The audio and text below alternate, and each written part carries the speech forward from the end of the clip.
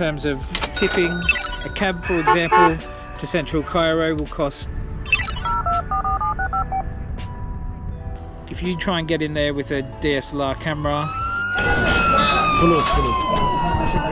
if you're traveling solo, personally, but what I've done, chances are the Wi-Fi will be, the way these guys drive is phenomenal. Also, if you're walking around and you don't want to be hassled so much,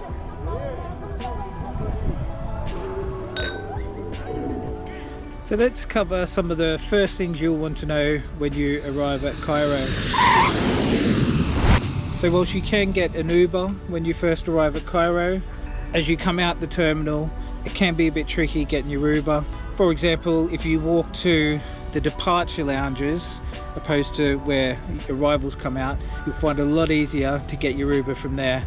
Uber will be the most price efficient way to get from Cairo airport into wherever you need to go, whether you're staying here in Giza or whether you're going to stay in Cairo. A cab, for example, to central Cairo will cost, they'll want about 1,000. You might be able to negotiate down and end up somewhere around 700. If you get an Uber, that's more likely to be about 400.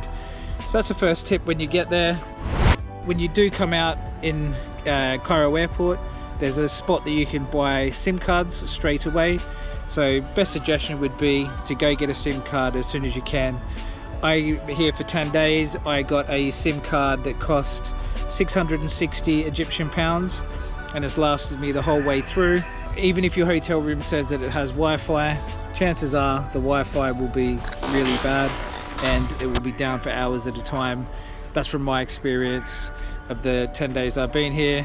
So bear that in mind. You'll want to be hotspotting from your mobile device to your laptop if you have one. You'll end up needing to do that, so make sure you get enough data to cover that. So that's your first steps when you get in here. In terms of tipping's kind of expected here. So if you're in an Uber, you can make small tips at the end. Not 100% expected, but always nice to do, to tip somewhere between 10 and 20%, remembering that the Egyptian pounds are a lot less than American dollars or British pounds. The other thing to bear in mind is when you go to somewhere like the pyramids behind us here, if you try and get in there with a DSLR camera, it will cost you a chunk more money. So they're very protective of things like microphones. So microphones you do want to try and avoid or somehow get it in whichever way you need to, but if they see the microphone they will be asking for more money. We need to build a wall. They will give you a bit of a hard time as you're trying to get in. But if that's what's important to get the SLR in, then you may just have to pay the extra money to do that, and that will probably be in the form of cash to the security guards themselves. Nothing will prepare you for when you first arrive at the pyramids, especially if you're getting there somewhat in the morning. As soon as you get out of your Uber or cab, you won't be able to get right to the pyramids. You'll be a couple of streets away. They've got it barricaded off.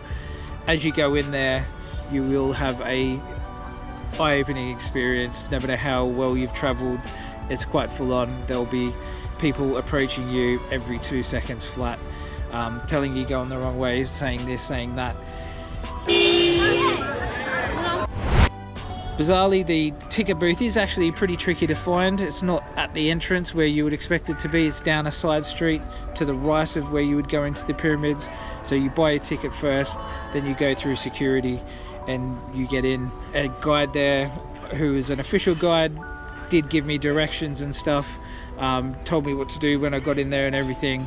Surprisingly, I'd offered him a tip and he just would not accept the tip. So some of them are official people, but when you're being approached by so many people, it's easy to then put the official guys into that same basket of like, no, don't need help, whereas they are offering you sound advice.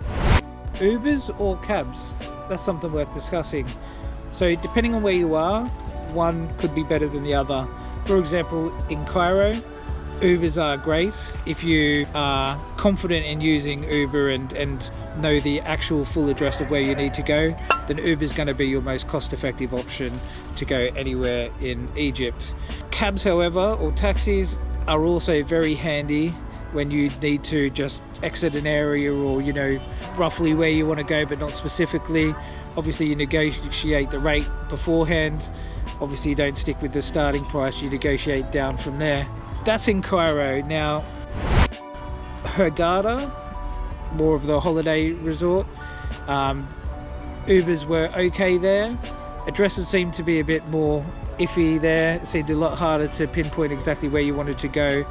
I had a few issues where I'd booked an Uber to go somewhere, and 5 minutes later I'm looking at my map on Google Maps or Apple Maps, and then realizing that it's going in a completely different direction because the addresses can be a bit tricky. However, if you do ask a cab driver, they'll generally know where you want to go once you explain it to them.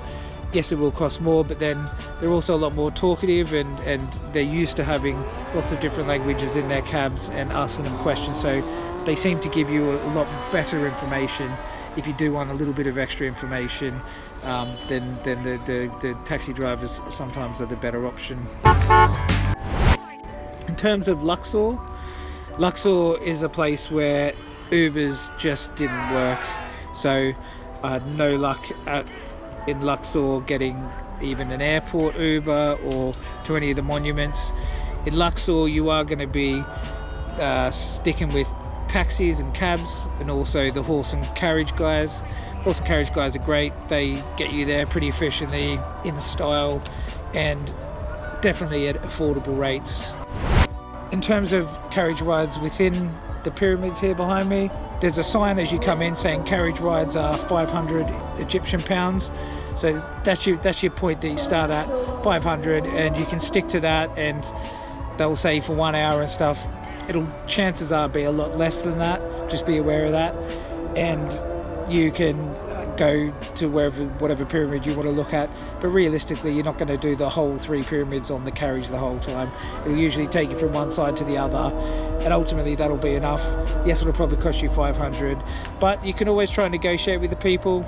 I had a camel ride, but I was only going one way from the restaurant that was up there, and I negotiated for 300 to get down to the Sphinx from where I was, but at the end of it, the person who took me was really great, and I ended up tipping up to the 500 anyway, so I gave him extra 200. So that's what happens in the pyramid section. And remember, it is a major tourist attraction where there's thousands and thousands of visitors every day, so they're very much geared around maximizing their profit from the day, which who could blame them? That's what it's about. But enjoy it, have fun haggling, and don't let it be intimidating. At the end of the day, if it's intimidating, you just walk away. And also, if they do put the pressure on you, which I didn't experience, but if they did, there's tourist police in there, so you could just straight away say, I'm going to speak to the tourist police, and they will back off straight away. That I know. Security with cameras and stuff can get a bit problematic at certain places.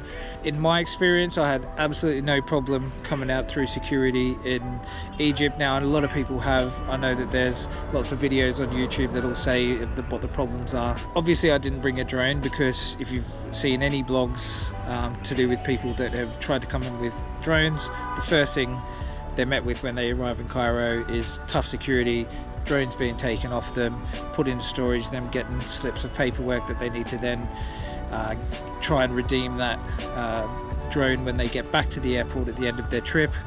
Not only is this an added inconvenience in terms of stress, it definitely can take a number of hours before you want to fly out, that you have to be there to try and get all that sorted before your outgoing flight. So bear that in mind. By the way, if you do want a good night's sleep, do consider bringing earbuds for sleeping, because this is one noisy place. So pretty much no matter where I've stayed here in Egypt, it's been quite loud, and you would definitely benefit from those if you're a light sleeper.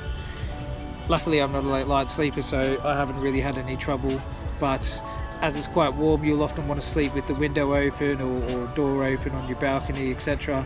Also, if you're walking around and you don't want to be hassled so much, like you're just getting repetitively hassled, if you're traveling solo, personally what I've done is got my wireless earbuds in, and so I would be playing a podcast or something, but I can walk around, and at least then I don't have to engage with people, because they can at least assume that I'm listening to music and can't hear them, and that can be a good way to get from one side of town to the other if you just need to get through, or you know exactly where you're going.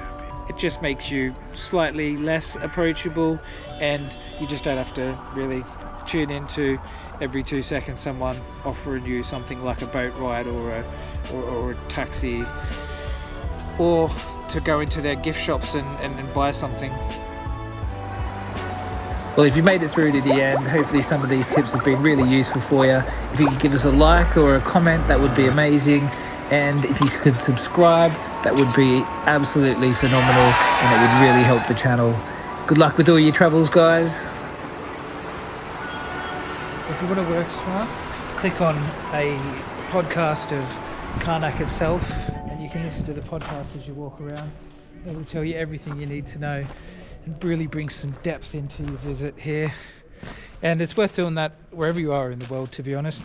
It's a great tip to be able to just immerse yourself in the experience for free as you walk. Hey, listen up, you pack of legends from all walks of life. If you've liked this video and has offered any value before you visit Egypt, please check out some of my other Egypt videos. This is a brand new YouTube account. It's less than a month old, and I could do with all the support you can offer. Please check out my other videos. The links will be here. And I really hope you have a great visit in Egypt. It's an amazing place. You won't be disappointed.